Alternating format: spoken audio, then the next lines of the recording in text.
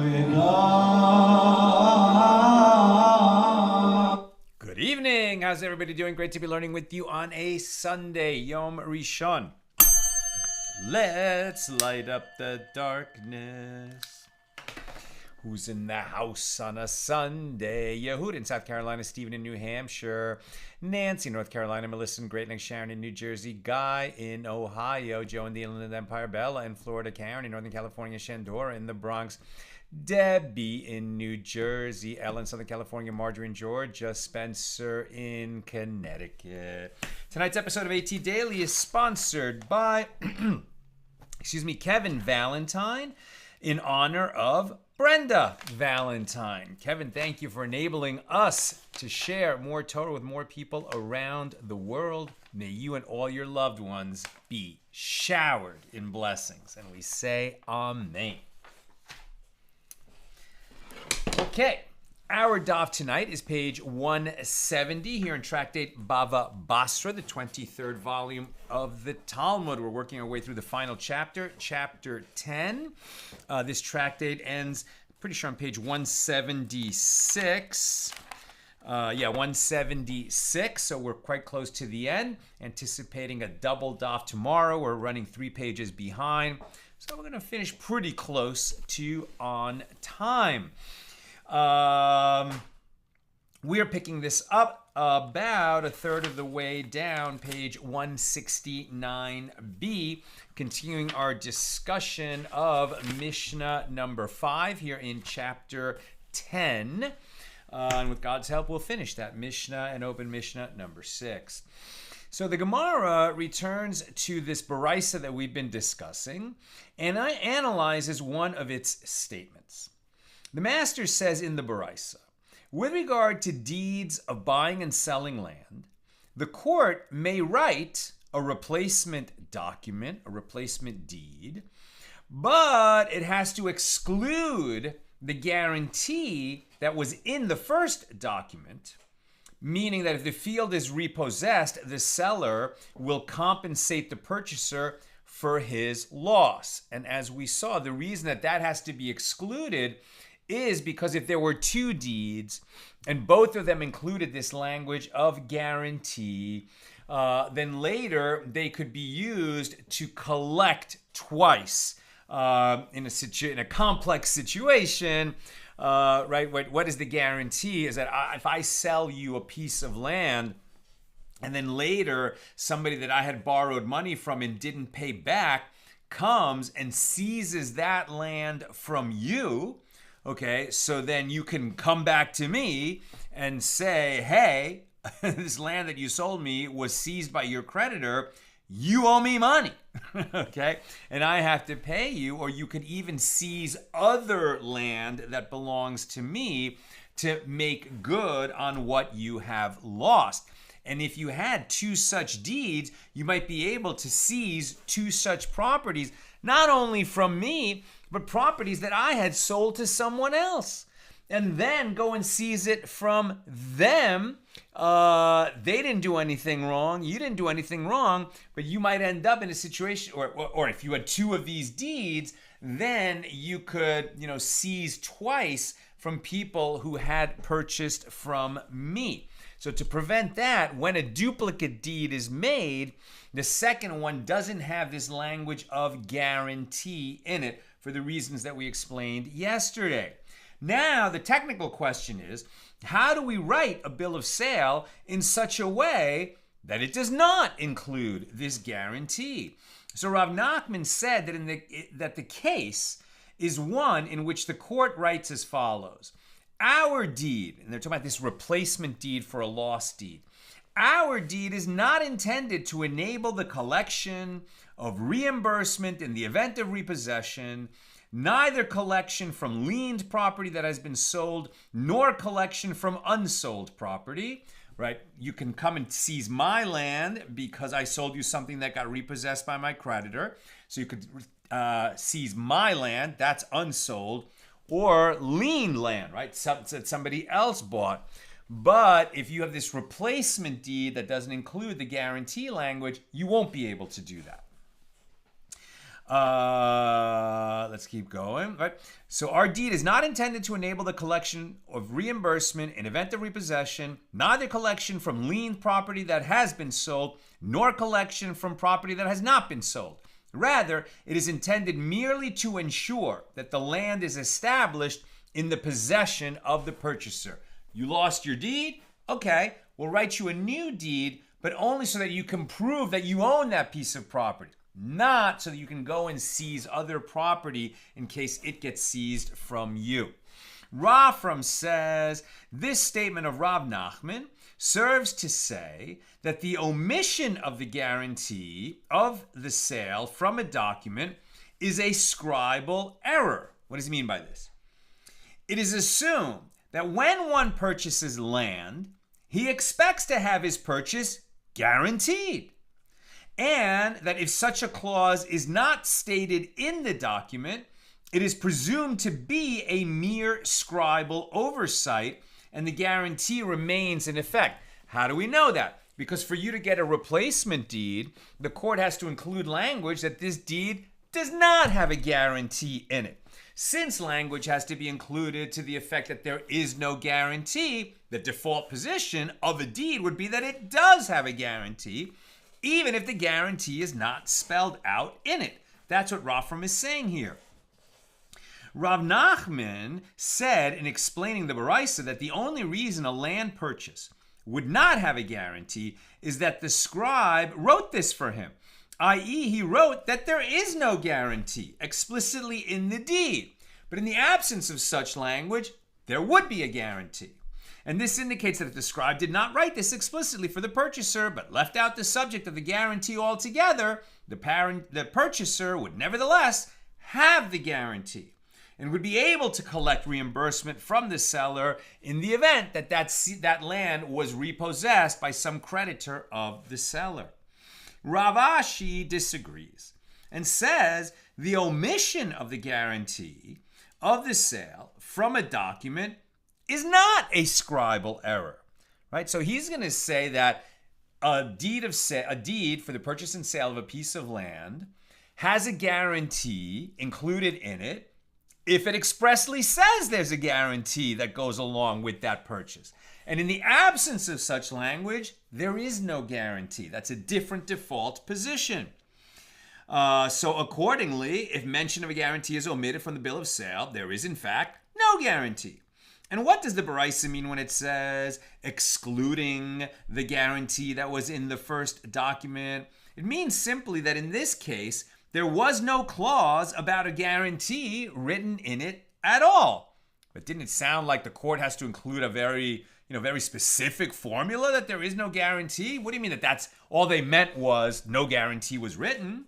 So the Gemara relates, there was a certain woman. Here's an incident. There was a certain woman who gave money to a certain man to act as her agent and purchase land for her. And the agent went and purchased land for her. But he conducted the purchase in such a way that it was without a guarantee. Now the woman wanted to take action against the agent and came before Rav Nachman to ask what recourse she had. He was acting as her agent. She expected him to get a normal purchase, which would include the guarantee. Somehow he failed to get the guarantee. He committed malpractice as her agent for buying a piece of land. So what recourse does she have?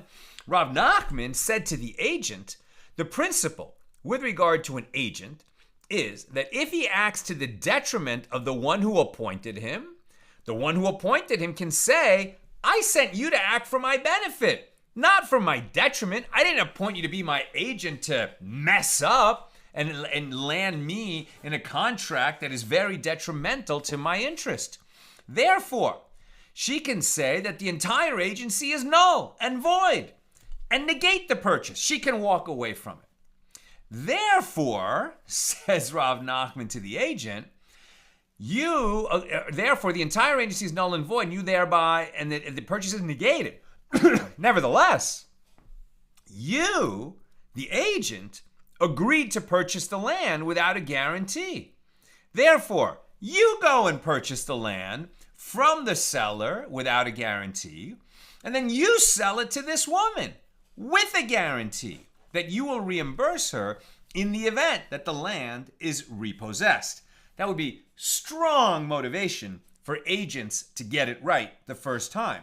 And that's where that story ends.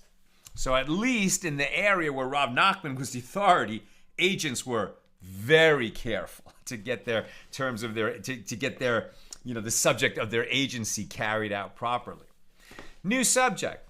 The Baraisa teaches that Rabban Shimon ben Gamliel says, in the case of one who gives a gift of land to another, okay, I'm going to give you a field, and the recipient returned the deed to him. I gave you a field. How do we have evidence that I gave you this field? Clearly, I gave you a deed, some kind of deed of gift. That's assumed because now the case goes on that the recipient, you, returned the deed to me, right, to the giver. So the question is, I gave you a field, and the gift of the field was evidenced by this piece of paper, the deed of gift. Now you give me the paper back. So the question is, did you give me the field back or only the paper? So listen closely. And the recipient returned the deed to him. So in this case, according to Rabban Shimon ben Gamliel, the gift of land returns to the giver as well. I gave you a field. It was evidenced by a deed of gift. You gave me the deed of gift back. So what you did is you gave me the field back. But the rabbis say, meaning the majority who disagreed and overruled Rabban Shimon ben Gamliel, but the rabbis say his gift of land remains in the possession of the recipient. Okay, you gave me a piece of paper back, but you didn't go through a whole process of giving me a field back by writing up a new deed of gift that gives it back to me. You just gave me a piece of paper back. You just gave up the proof that you received the land, but you didn't give me back the field. So you still have the field in your possession. So the Gemara asks, what is the reason for the opinion of Rabban Shimon ben Gamliel that when you gave me the paper back, you gave me the field back? And Rav Asi says, it becomes as if the giver said to the recipient, this field is given to you only as long as the deed remains in your possession. Therefore, by returning the deed to the giver, the recipient is canceling the gift. Rav Asi is saying it seems as though, but is that really what we agreed to? Rabbah objects. If that is so, that these are the conditions of the gift, then when the deed is stolen or lost by the recipient, the gift would also be canceled. And no one is saying that. So obviously, it's not that you lose the land if you lose the deed. No one is saying that. So why should it be that if you return the deed to the giver, that you also have given back the field? All you did is return the paper. So rather, Rabbah said a different explanation to try and understand what Rabban Shimon ben Gamliel was saying. Rabban Shimon ben Gamliel and the rabbis disagree about whether or not the letters of a promissory note are acquired by merely transferring the document from one holder of the document to another. This is very interesting. The letters of a promissory note. Don't the letters that are written on a piece of paper get transferred along with the note? No, this is metaphoric. What they're saying is what is evidenced by the promissory note. Right? So what they're disagreeing about is if you have a piece of paper that represents a debt and you transfer that piece of paper, have you also transferred the debt? Some say yes, some say no. Let's understand better. Rabban Shimon ben Gamliel holds that the letters of a promissory note are acquired by transferring the document, right? You owe me $100. So you gave me a promissory note that says you owe me $100. If I give it to Johnny, now you owe Johnny $100. Is that enough? Is it really? Have you transferred the debt just because I gave the promissory note to Johnny? According to Rabban Shimon ben Gamliel, yes. Therefore, if the recipient returns the bill of sale to the giver, the land returns to the giver as well. And the majority, the rabbis, hold that the letters are not acquired by transferring the document. The sages taught in a Baraisa with regard to one who comes to court to be judged over a claim that land that is in his possession belongs to another, if he claims ownership based on a deed, i.e. a bill of sale, and also claims that he is the owner based on presumptive ownership of the land because he was living on it and working it for 3 years without anybody objecting to that, and he therefore doesn't even need the deed as proof. So now he's got two forms of evidence. He has a deed of sale from when he purchased it, and he has the fact that he lived on it and worked it for 3 years without anyone objecting. So he's got two forms of evidence. In this case, his claim is judged based on the deed. And this is the statement of Rebbe. Rabban Shimon ben Gamliel says his claim is based on the presumptive ownership, that he was there for 3 years, which would seem to say that for some reason he's not judged based on the deed. Now, the Gemara analyzes this. With regard to what do Rebbe and Rabban Shimon ben Gamliel disagree? When Rav Dimi came from Eretz Yisrael to Bavel, he said, they disagree about whether or not letters are acquired by transferring the document from one holder of the document to the other. Now we're on page 170a. And by the way, if you want to think about this in more modern terms, anybody who remembers the movie Die Hard, right? Bruce Willis, 80s. Terrorists take over a building. It's actually here in LA, Century City, the Fox Tower. And they're pretending that it's a terrorist action where they want, certain terrorists who are, in prison somewhere to be freed. But really what they're doing is breaking into a vault somewhere in that building where $900 million in bearer bonds are stored. So what are these bearer bonds, right? What's a bond? A bond is a loan. A bond represents a loan that you sell off in pieces, but a company is raising money by borrowing from the purchasers of the bonds, the bond holders, and then is going to pay them back by paying back the principal with interest. Now, when you and I, if I lend you money, so you and I have a relationship, you owe me money, and we write that down in a contract. If I hand that contract to someone else, you still owe me money. Doesn't matter that I handed that contract to someone else. If we want to transfer that debt from me to someone else, we would have to go through a whole process and document that transfer. It's not that I just hand him our contract, because that contract is between you and me. But in that movie Die Hard, the bonds were known as bearer bonds, right? Meaning that whoever has possession of the paper can present that and claim the money that's represented by the paper, right? So Rabban Shimon ben Gamliel says, you transfer the paper, you transferred the debt. And the rabbis say, no, we have a relationship, and you don't transfer that relationship just by transferring the paper on which it's represented. So now top of page 178. The Gemara explains, this is a case where one party sold land to another, and then who then sold it to a third party, right? So I sell you a field, and then you sell that field to someone else. And what did you do? You transferred our bill of sale to the third party because you said, well, this bill of sale represents this piece of land, so now I'm going to sell that land to someone else. I'm going to take the original bill of sale and transfer it to that guy. Did you really transfer the field to him? Rabban Shimon ben Gamliel holds that the letters are not acquired by transferring possession of the document. Handing the bill to the third party is therefore not a valid act of acquisition.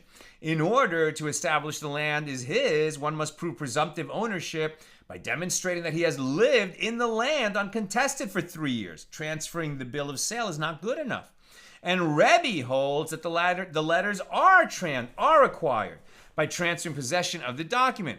Therefore, if the third party produces the bill of sale that had been transferred to him, this is sufficient proof that the land is his. Didn't we just reverse the positions of Rebbe and Rabban Shimon ben Gamliel? Abaye objected and said to Rav Dimi, if that is so, that Rabban Shimon ben Gamliel holds that letters are not acquired by transferring possession of the bill of sale, well, this would be in disagreement with that, with what the master, Rabbah, said earlier, that Rabban Shimon ben Gamliel maintains that letters are acquired by transferring possession of the bill of sale. And Rav Dimi said back to him, and let it be in disagreement. I'm not obligated to be in agreement with Rabbah. Abaye clarified his objection and said to him, this is what I meant to say to you. The Baraisa that we mentioned on page 168b, in which Rabbah was explaining, can be explained only the way that the master, Rabbah, explained it. And if so, i.e., if you do not agree with Rabbah's understanding of the opinion of Rabban Shimon ben Gamliel, well, then we have a difficulty, as there is a contradiction between one statement of Rabban Shimon ben Gamliel and the other statement of Rabban Shimon ben Gamliel. So rather, Abaye said that the explanation of the Baraisa concerning one who appears before a court to be judged is as follows. With what are we dealing here? We are dealing with a case where one of the witnesses signed on the bill was found to be a relative to one of the parties, or he was found to be disqualified from bearing witness for another reason, and therefore the document is rendered invalid. So now we're going to change the premise of what we're arguing about. It's not whether simply transferring a document that represented a loan or a purchase and sale of land, you just take that paper and give it to someone else, that you then have transferred the right to collect the loan or transferred ownership of the field simply by handing the paper to someone else. We're going to say, actually, they were arguing about something totally different. What they were arguing about is whether that paper was valid in the first place because there's a problem with the witness signatures. So let's see what they're saying.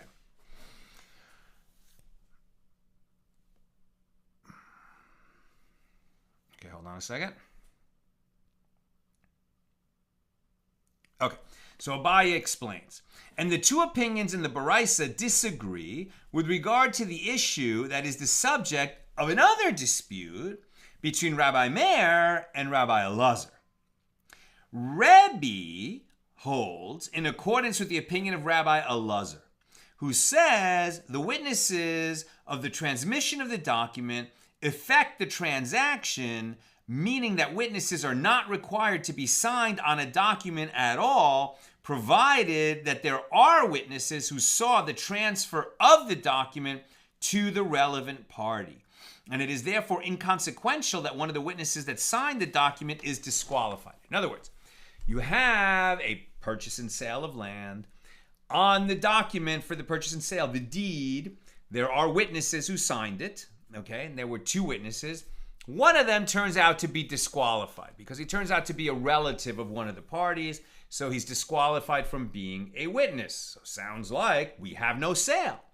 But there were other people present who witnessed the transfer, and they will testify in court that they witnessed it. They simply didn't sign the deed, but they were there and they were qualified witnesses. So do we then say the transfer is valid and the deed is valid, even though there are disqualified signatures, the signature of a disqualified witness on it, because there were other qualified witnesses who saw the transfer? Or do we say that, well, once you have a witness that signed the document, doesn't matter there were other witnesses there, the one who signed is disqualified, and therefore the document is disqualified. So Rabbi Elazar seems to be saying it's the witnesses of it, they make it valid. Even if they didn't sign it, they saw it, so the deed is good. And Rabban Shimon ben Gamliel holds in accordance with the opinion of Rabbi Meir, who says the signatory witnesses on the document affect the transaction, meaning that whoever signed it, they're the ones who affect it. Doesn't matter if there were other people there watching who are qualified. The ones who signed it, if one of them is not qualified, the whole thing is disqualified. So the Gemara objects to Abaye's explanation, but doesn't Rabbi Abba say that Rabbi Elazar concedes that in the case of a document whose falsification is inherent in that it is not valid, Rabbi Elazar said only that a document that has no witnesses signed on it at all is valid if its transmission was witnessed. If the document has disqualified witnesses on it, he's not going to claim that that is valid nonetheless because other qualified people were there. He'll agree that, but the person who signed it, he's a no good witness, disqualified witness, and therefore even he would say that the document is disqualified.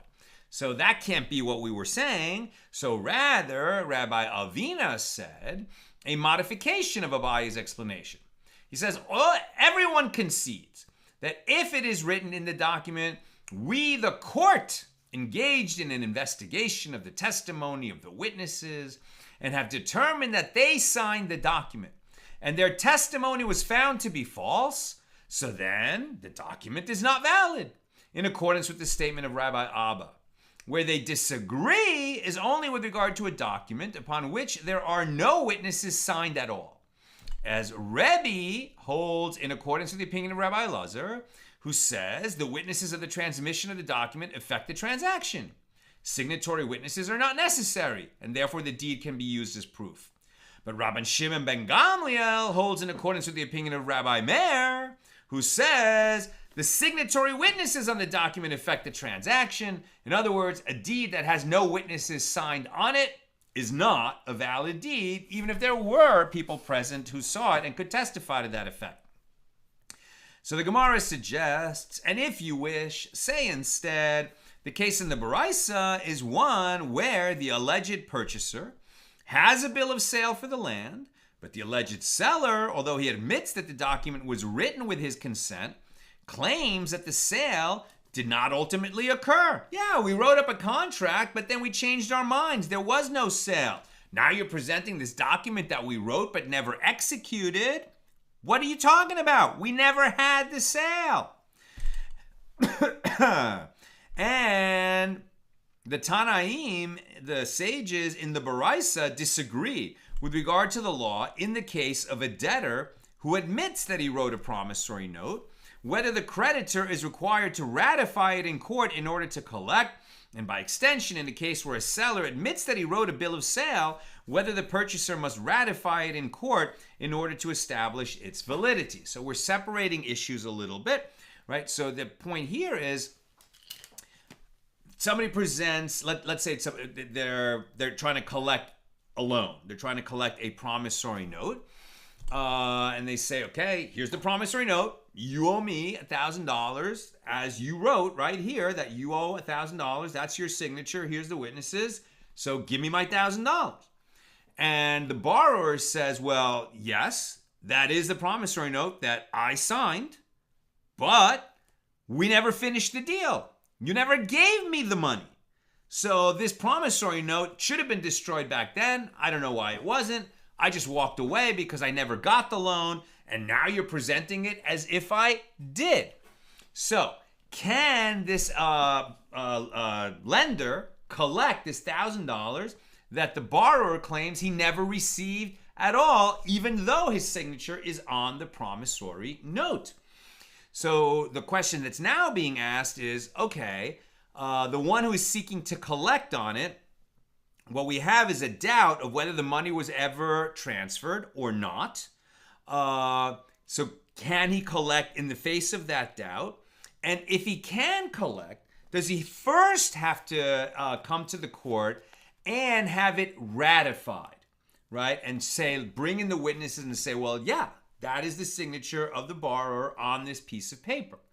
So in other words, if we can't establish that, then the case is over before we even get to the question of does he have to pay when he's claiming that he never the borrower never received the money, right? So the two steps is first ratify the promissory note and then see what we're going to do about the claim that the borrower never actually borrowed the money.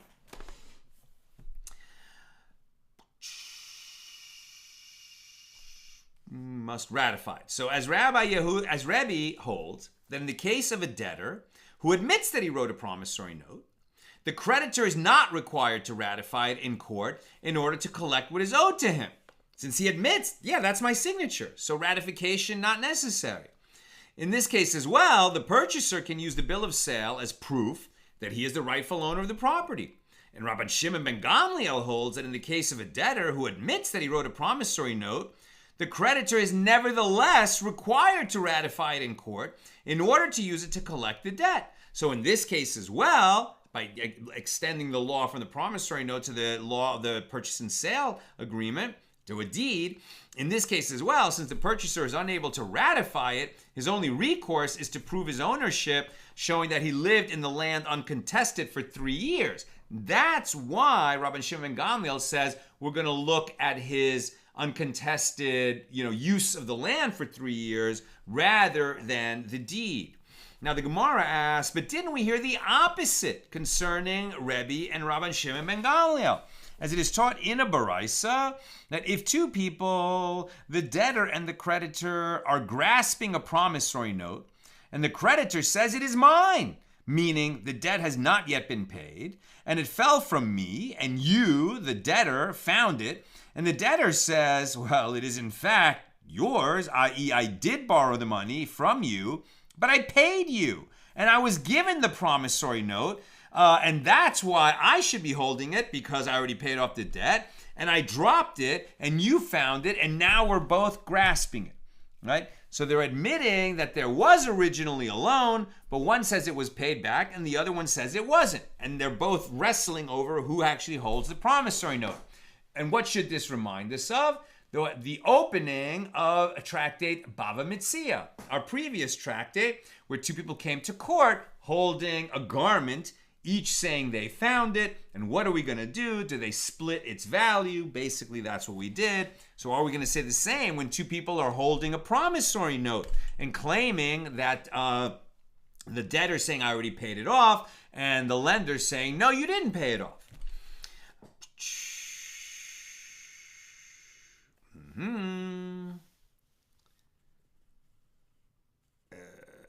And it fell from me and you found it. So in this case, the promissory note must be ratified through its signatories. Right? First, we're going to say, well, is this promissory note legit? Let's bring in the witnesses and prove it. Even though the debtor admits that it is a valid document, right? The borrower admits that he signed this promissory note. Do we really have to bring in witnesses to ratify it? This is the statement of Rebbe. Rabban Shimon ben Gamliel says they should divide the amount written in the note, i.e. the debtor must pay half of the recorded sum to the creditor, so apparently we don't have to ratify the note first. So the Gemara explains, and we discussed it once before and asked the following question about it. But doesn't Rebbe agree to that which we learned in a Mishna and tractate Bava Basra with regard to two people who came to court holding a garment, where this one is saying I found it and that one is said I found it? And this one takes a note that he does not have claim to less than half of it, and the other one takes a note that he does not have claim to less than half of it. And what do? They divide it. So why does Rebbe not maintain that in a case where the debtor and the creditor are each grasping the same promissory note, that there too they should divide the money? And in response to this question, Rava said that Rav Nachman said, in the case of a ratified promissory note, right, one that's been taken to court and court has established that it is a legit promissory note, the witnesses came and testified, yes, we saw this note written, we signed it. Everyone agrees that they should divide it. Where they disagree is in the case of a note that is not ratified. So Rebbe holds that in the case of a debtor who admits that he wrote a promissory note, the creditor is required to ratify it in court and collect the debt from him. And if he successfully ratifies it, the creditor collects half of the recorded sum, since the two parties are contesting ownership of the document.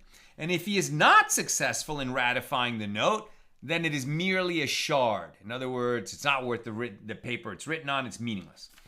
And Rabban Shimon ben Gamliel holds that in the case of a debtor who admits that he wrote a promissory note, the creditor is not required to have it ratified in court in order to collect payment, since the note is valid and fit for collection, and what they're arguing about is whether it was paid off or not. They end up dividing, since they can't prove it either way, we just divide the value of the money.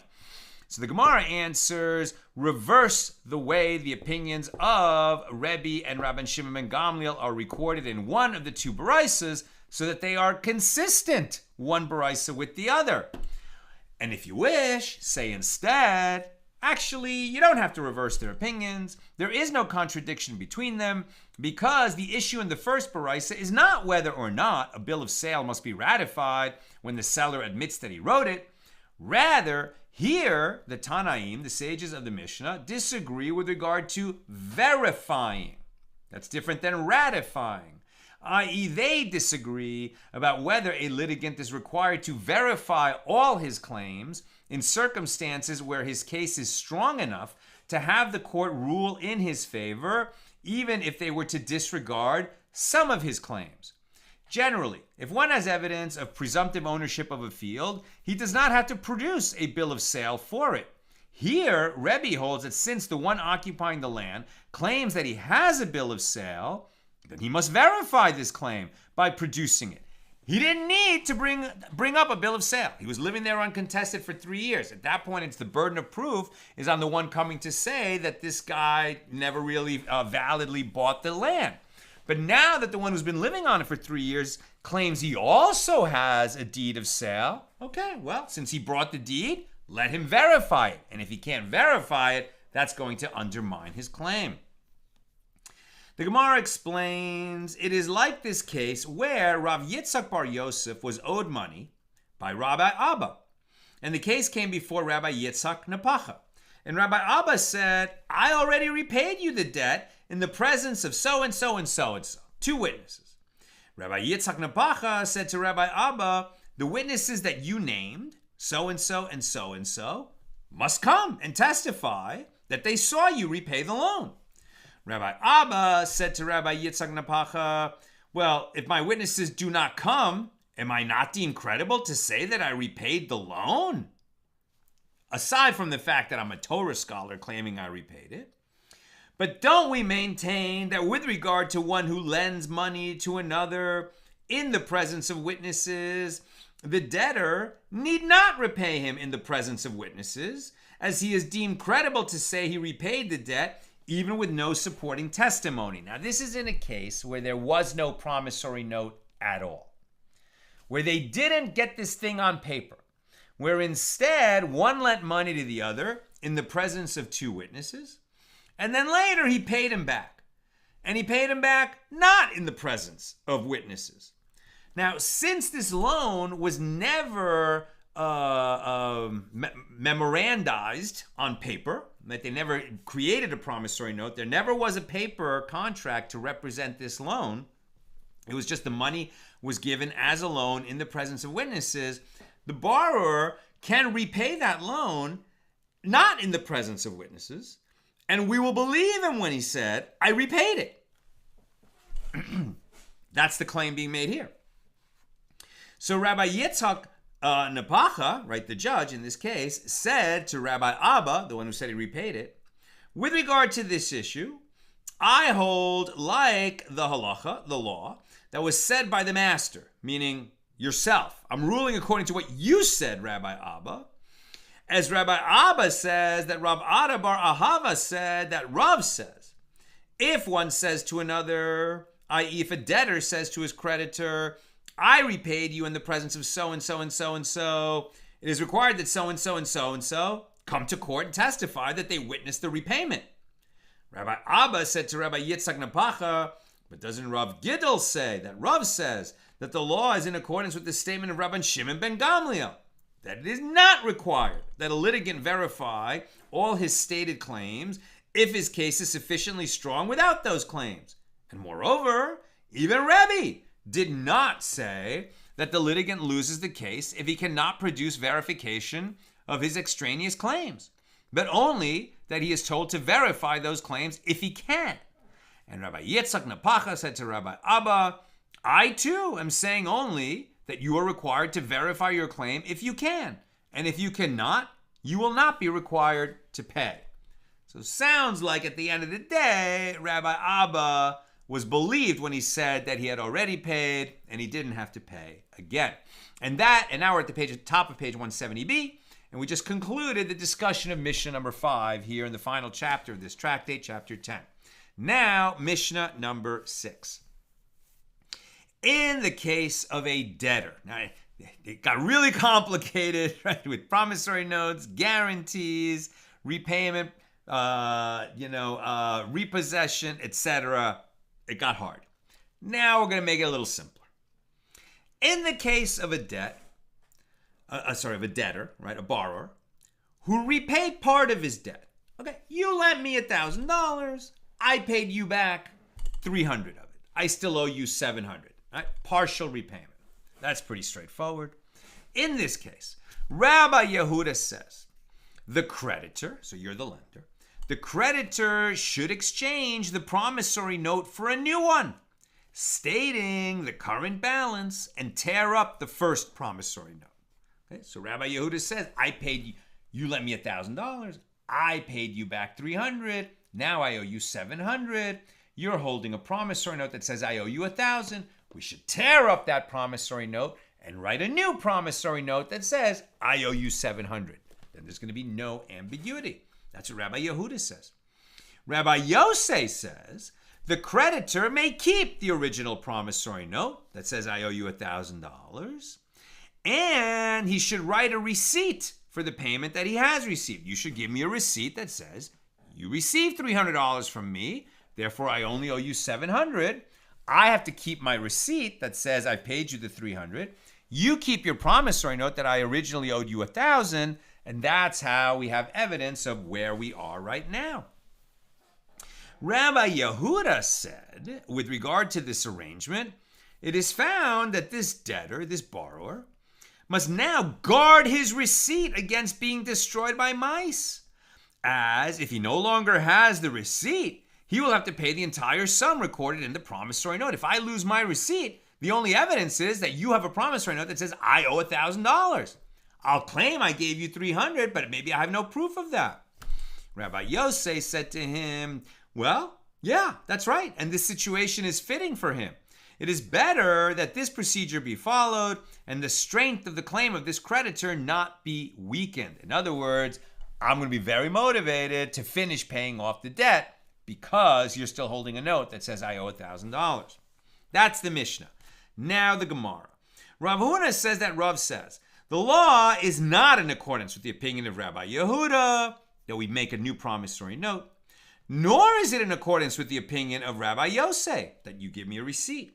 Rather, the law is that the court tears up the original promissory note, okay, sounds like Rabbi Yehuda, and writes a different promissory note for the creditor, still sounds like Rabbi Yehuda, listing the new sum owed, still sounds like Rabbi Yehuda, dated from the time of the first document. Even though after I pay you back $300 of the $1,000, we're going to tear up the original promissory note and we're going to write a new promissory note that says I owe you $700, the date on that promissory note isn't going to be the day on which I made the partial repayment. It's going to still be the date of the original promissory note. And the reason for that is that if in the end I don't pay, you have a right to come after property that I own. And you should have that right to pursue property that I owned at the time that the original loan was made. And that's why you want a promissory note that has the original date on it so that you can go after properties, because perhaps by the time I made the partial payment, I sold some property, which now you won't be able to go after it because I sold it prior to the date of the second promissory note, but after the date of the first promissory note. So that's why the law is we make a new promissory note, but its date has to be the same as the original promissory note. Rav Nachman said to Rav Huna, and some say it was Rav Yirmiyah bar Abba who said this to Rav Huna, if Rav would have heard this following Baraisa, as it is taught in a Baraisa, that according to Rabbi Yehuda, the proper procedure is that the witnesses tear the original promissory note and write another promissory note for the creditor, listing the new sum dated from the time of the first document, he would have retracted his statement that the court tears the promissory note and writes a new one. What? So we're agreeing that if I make a partial payment, we're gonna tear up the old promissory note and write a new one, and that the new one is gonna have the date of the original promissory note. But who does it? Who tears up the old promissory note and writes a new one? The first example was the court does it. Makes sense. Now they're saying that there's a baraisa which holds that witnesses can tear up the original promissory note and write a new one. Witnesses? Who gave witnesses the power to do anything? Don't they just witness and sign their name that they witness? Now they're going to create documentation, tear up the old one, write up a new one? The witnesses are going to do that? Rav Huna said to him, yeah, Rav heard the baraisa, and nevertheless he did not retract his statement. Rav says, a court has to do that, not witnesses. While Rabbi Yehuda says in the Baraisa that witnesses write a new promissory note, Rav maintains that this must be done specifically by a court, not by witnesses. And why is this? Now we're on page 171a, getting a little bit of a head start on tomorrow. Granted, a court can write a new document because the court has the power to confiscate money. A creditor has the right to seize any property that the debtor had owned on the day that the promissory note was written, even if that property was subsequently sold to others. So the earlier date on the note, the more properties this applies to. By dating the new document on the date of the original document, the creditor is once again given the right to seize properties from those who had purchased land from the debtor in between the date of the original loan and the date of the new promissory note. The court has such confiscatory power. But with regard to witnesses who already performed their agency, i.e., they fulfilled their assigned role of witnessing and signing, the first time they wrote their promissory note, can they return and perform their agency again by writing a second promissory note? Who made them scribes or judges that could do that? And the Gemara asks, and is it so that witnesses are not empowered to do so? But doesn't Rabbi Yehuda say that Rav says witnesses who are commissioned to write a deed for the transfer of property may write even 10 deeds for one field? If the original deed is lost or destroyed, the witnesses may write a replacement deed for the purchaser, even if the deed is lost many times. Really? Weren't we so careful that we don't write replacement deeds? Rav Yosef says an answer to this question. Rav Yehuda's statement was concerning a deed of gift, not a deed of sale, not a bill of sale. A gift of land has no guarantee.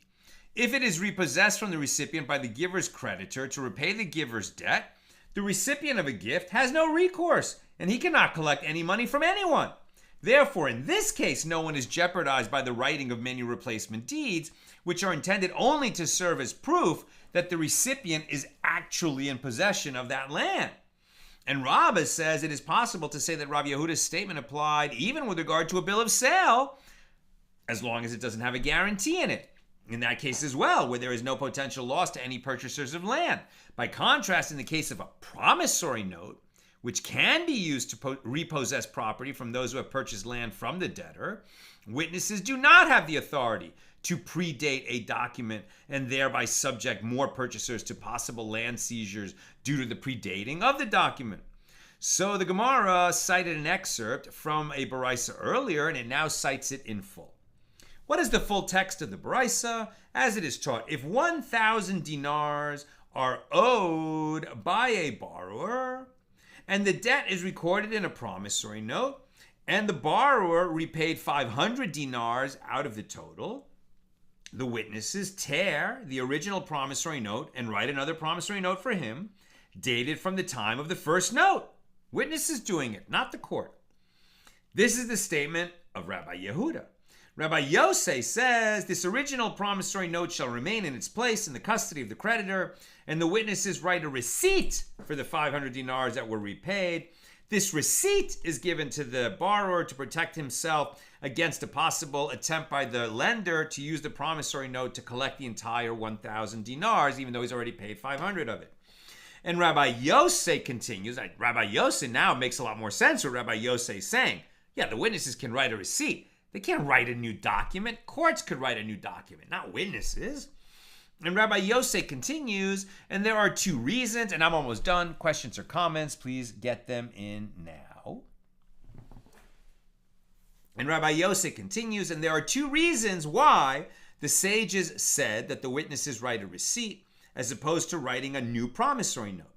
One reason is that the creditor can coerce the borrower to repay him, i.e. the psychological pressure for the debtor of knowing that the creditor has a promissory note with the larger amount listed than what he owes him will induce the borrower to repay the remainder promptly. And the other reason is so that he, the lender, should be able to collect liened property from the first date, that of the original document. We want him to have a document that has evidence of the original date. What we don't want is a replacement promissory note that's written by witnesses rather than a court. Now the Gemara asks, with regard to Rabbi Yosef's second reason, but doesn't Rabbi Yehuda also say that the new document must be dated from the time of the first document? And the Gemara answers, Rabbi Yosef did not hear a full explanation of Rabbi Yehuda's opinion. He heard only that Rabbi Yehuda prescribed writing a new promissory note recording the new balance. And this is what Rabbi Yosef is saying to Rabbi Yehuda. If you mean to say that the new promissory note is dated from the time of the first document, I disagree with you on one count, as I hold that a receipt should be written to pressure the debtor because the lender still has a document attesting to the full loan. So this will encourage the borrower to pay it off quickly. And if you mean to say that the second promissory note is dated from the second date, i.e. from when the second promissory note was written, then I disagree with you on both counts, says Rabbi Yosef. Okay, that's what I've got for us today. And I've got a few questions. Yosef, I think there should be a Monopoly-like game to learn this law. Thought of this while playing with my stepson. Yeah. If we played it back and forth some more, we might eventually learn all the intricacies of this very complex law. I like it. Sharon, wouldn't handing over the document kind of be like the concept of pulling the property for the intention of ownership, especially if there were witnesses? So you're referring to what we were talking about earlier, that, if Sharon, if you sell me a field, right, and now you give me a bill of sale, and then I want to turn around and sell that field to Johnny over here. And so I just give him the bill of sale that you gave me. I just hand that to him. He gives me money in the presence of witnesses. So it wasn't a bill of sale that was written up in order to evidence the sale of my field to Johnny. It was written up for the sale of your field to me. So can we just transfer that document? You're suggesting, well, why not? That deed represents the field. Handing it over is like making a kinyan. We could have done it with a handkerchief in the presence of witnesses. How much better that it's a deed of sale that describes that field. And the problem is, but the names in this deed of sale are not me and Johnny. They were you and me. And that could end up causing confusion later. And that's why not everybody agrees to it and the majority don't. And Sharon also says, if a debtor paid off a loan, wouldn't there be some kind of a paid designation on it, kind of like a paid stamp on documents today? So we would think so, right? So first of all, if it's fully paid off, then absolutely we want to tear up that promissory note because it's over and nobody should have that note. It's over, right? At the very least, give the promissory note back to the borrower because he paid off the loan. The receipt would seem to, in the case of the partial payment, would seem to be acting the same way. Maybe what would be great is if they could just take the document itself, the promissory note, in the presence of witnesses and say, okay, there was 1,000 dinars, 500 of them have been paid back on such and such a date, and we witnessed it. Sounds pretty good. I guess they would probably say, yeah, but what if, this was used as a ruse for forgery, etc. Apparently they didn't use paid stamps in that same way. That's what I've got for us today, and with God's help, we'll be together again tomorrow, Monday at the regular time, 6 p.m. Pacific. Have a great night.